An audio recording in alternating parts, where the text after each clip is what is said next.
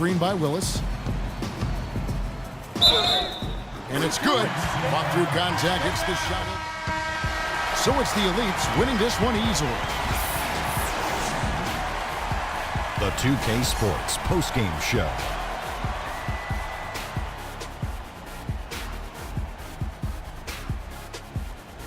Kevin, much appreciated, and now let's present our Jordan play. Freak. It was lights out shooting at its best from him in this game. And that wraps up our coverage of the Rising Stars game.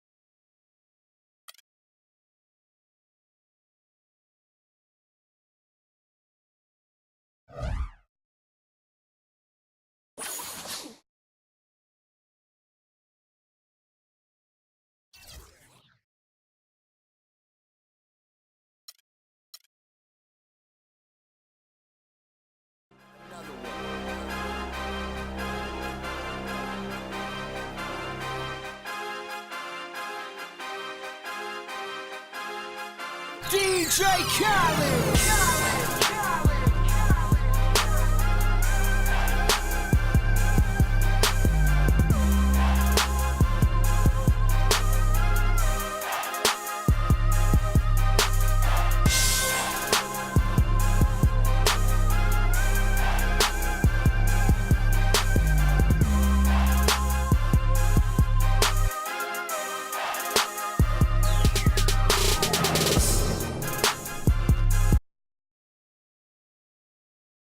There is nothing like it anywhere, and I mean anywhere else in the world. All-Star festivities at its finest. Hi, everyone. Kevin Harlan here with my partners Clark Kellogg and Steve Kerr. Tonight it's the celebrated Foot Locker three-point contest. The best and the baddest and the most accurate from behind the arc, showing everyone what they've got. Well, right next to me, I've got somebody who knows a thing or two about winning this event. So tell us what it takes to do just that, Steve. Well, I did win the event once, Clark, in '97, and it really is a matter of finding a rhythm. The game comes so fast, the shots are coming one after the other. You've got to get into a groove, get into a rhythm, and then just let it ride. And here we go with Freak. He'll have 60 seconds to get off 25 shots from beyond the arc. Yeah, and with each make counting as 1 point, except the last ball of each rack, which counts for 2. Yeah, that's the money ball, Clark, and those shots are usually the ones that end up deciding the contest. With this rapid-fire format, the trap guys cannot fall into is trying to make any sort of adjustment midstream.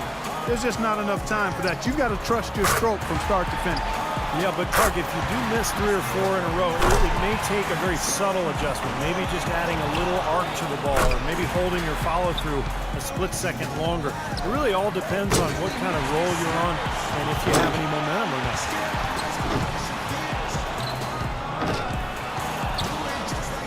He's hit all 3 money balls. Up to 15 now. And now is 16. Make it 17. He's 4 for 4 on money balls. Cooley knocks down his 5th straight. Couldn't finish it off, but still put up an impressive number. He's able to total 21 points in the round. Boy, he looked great out there, didn't he? Well, he really had it going at the end, and that's what you call going out on a high note. That was great stuff. So it's Klay Thompson ready to start here. Well, Klay's dad was an NBA player, Michael Thompson, but more a post player and a center. Klay is a guard, a perimeter player who's got that beautiful shooting touch. One way to ensure success in this event, as we've learned, Steve, is by hitting those money balls. Those give you a nice jolt of momentum. Yeah, that's really the key. I mean, if you can knock down all 5 money balls, you really don't even have to shoot a high percentage, and you can still come out on top. 7 points. He's got 8. Can't get the money ball. Now 9 points. He's got 10. Now with 11. Finishing strong. 12 for him. That's 13. He scores 13 points in the round. I'd say he handled that round pretty well, guys. He was very steady throughout. It wasn't an up and down round, just very consistent, and that's what you like to see. Here we go with Damian Lillard. And one thing about the three-point contest is you can really see how the pressure builds as it goes along. In the first 20 years of this event, only 5 winners topped the 20-point mark in the final round. And one of them sitting right here. Yeah, that was a fun day, Clark. But yeah, I think the key is you've got to get off to a good start because it can snowball on you if you miss a lot in those first 2 racks. 8 points. 9 points. Good rack right there. 4 points total. That gives him 12. Only managed to sink 1 there. That's 13. He's in sole possession in second place. Up to 15 now. And he's got 15 points when the round ends. I'd say a solid showing from him. Kevin, I think he'd be real pleased with that score. I mean, it can always be a little bit higher, but that was plenty good. Yeah, I agree, Clark. He's probably happy with it, not ecstatic, but, you know, he did his job and put up a pretty good number. So it'll be Chandler Parsons here. You know, in the three-point contest, these guys are really on an island out there. I mean, you're used to sharing the court with 9 other guys. 4 of them are your teammates, and now it's just you out there. It has a little bit of a golf, tennis, or track and field feel. Yeah, that's right. An individual sport atmosphere. And some guys love that, some don't. But, you know, if you don't love it, you probably shouldn't be here. I think everybody in the lineup tonight really will enjoy it. And then, of course, it's just a matter of who can get hot. 1 more to stay alive. Now in third. Just 2 points there. He won't be happy with that. And with that, he reaches the second-place score. Now in second. He tallies 18 points. His stroke looked terrific in that round, guys. Yeah, that streak in there, what did he make, 6 in a row, I think? He was really feeling it, and that speaks to his confidence in this event. So it's Trevor Ariza ready to go. He needs at least 15 here to stay alive. Well, I know that he's thinking he's capable of matching that number for sure. But if he gets hot, I mean, if he gets into his groove, there's no reason why he can't beat that number. 3 down. 4 points. 6.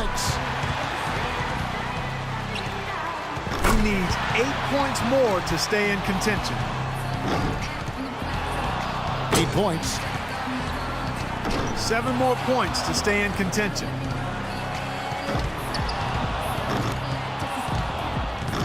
That's 4 misses in a row. 7 more points to stay in contention. And with that, he's not going to advance. Couldn't get enough through in the first few racks. Yeah, you've got to develop a rhythm, and he just couldn't get anything. He scores 13 points in the round. And so we'll see Brandon Knight. As the final shooter in this round, he knows just what he has to do here. Just over 2 seconds a shot is all you've got if you're going to use all 25 balls. So there's no time to take a deep breath and gather yourself after a miss. Yeah, that's right, Clark, and that's why it's so easy to get out of whack and start firing away and shooting too quickly, not really focusing on the rim. And if you do that, then you're at risk of really losing all momentum and falling out of the competition. 5 points now. Now is 6. He needs 8 points more to move on. And that's his 4th straight. 2 racks remaining. 6 more and he advances. 10 points on the board. Well, he's still got some work cut out for him. He needs 3 of these last 5 balls. Finishing strong. He's at 14. 1 more to advance. 16 points is his score for the round. I'd say a solid showing from him. Yeah, even if he didn't set things completely on fire, it's still a fine score. I mean, what did you take away from it, Steve? Well, it wasn't his best, but he gutted out a pretty decent round when he didn't have his best stuff, and that's the sign of an excellent shooter there. Mr. Clutch has got one of the best scores in round 1, a serious contender. You know, Steve, this isn't like some years where there's one guy you point to going into the finals as the obvious favorite. No, it's not. I mean, and that's what's going to make it fun. I mean, you couldn't pick a more competitive group of guys to have in the finals. And so we'll see Brandon Knight. By going first, he can put a lot of the pressure on the guys behind him if he posts a good score. Moneyball, no good. 6.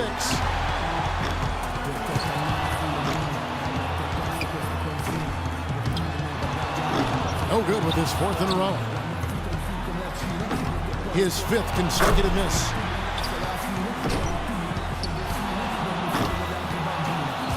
One rack left. 10 points on the board. 11 points. And 13 is the final score. He turned in a pretty good round right there, don't you think? Yeah, it was adequate, absolutely. I mean, he really stayed with it, hung in there nicely, I thought. Yeah, that's right. There were some moments when it looked like things might slip away from him, but I thought he was really tough. He hung in there throughout and posted a decent number. So it'll be Chandler Parsons here. The hardest thing for a shooter might be just maintaining that same level of concentration through all 5 racks. Yeah, I think it is the hardest thing, Clark, because you're just not used to taking 25 shots in 1 minute. I mean, nobody does that. Even in practice, you don't really do it that way. So it's a very foreign feeling when you're out there, and you've got to maintain that focus. 7 more points, and he'll tie it. Can't get the money ball. 7 points. 5 more points to tie it up. He's got 9. Drains the money ball. 1 more to tie. Good for 13. Hits, and now he has the lead. And still going. Well, he's got the score to beat in this final round. 14 points is his total as the round comes to a close. Well, a very respectable performance from him there, guys. Yeah, even if he didn't set things completely on fire, it's still a fine score. I mean, what did you take away from it, Steve? Well, it wasn't his best, but he gutted out a pretty decent round when he didn't have his best stuff, and that's the sign of an excellent shooter there. And here we go with Freak. He knows how many points it's going to take to be crowned the champion. Let's see if he can get it done. And the score to beat, 14. We'll see if he can take the lead here. 6 more points for the win. A 3-point rack for him right there. Up to 10 now. 5 more points to win. Now with 11. 12 for him. 2 racks to go.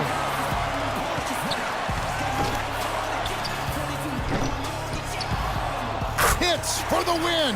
And a little victory lap through his final shots. A chance to tack on a few points for posterity. You betcha. That's 5 straight. He's getting on a roll. And a great finish here. He posts a big number, 24 points. What an unbelievable round. Right away you could tell it was going to be special. Well, the best he looked clearly was during that streak when he made 8 in a row. He really had it going. And as we close out the Foot Locker 3-point contest, we can safely say that one man shooting tonight was absolutely remarkable. This year's champion, Mr. Clutch. He was one chill customer out there. He really kept his wits about him the entire way through the contest. And that's the key, Clark. He never got too high, never got too low, just found his groove and took off from there. And the drama, the excitement, this year's 3-point contest had it all. And it was our pleasure to bring it to you. For myself, Kevin Harlan, and my partners, Clark Kellogg and Steve Kerr, thank you, everyone, and good night.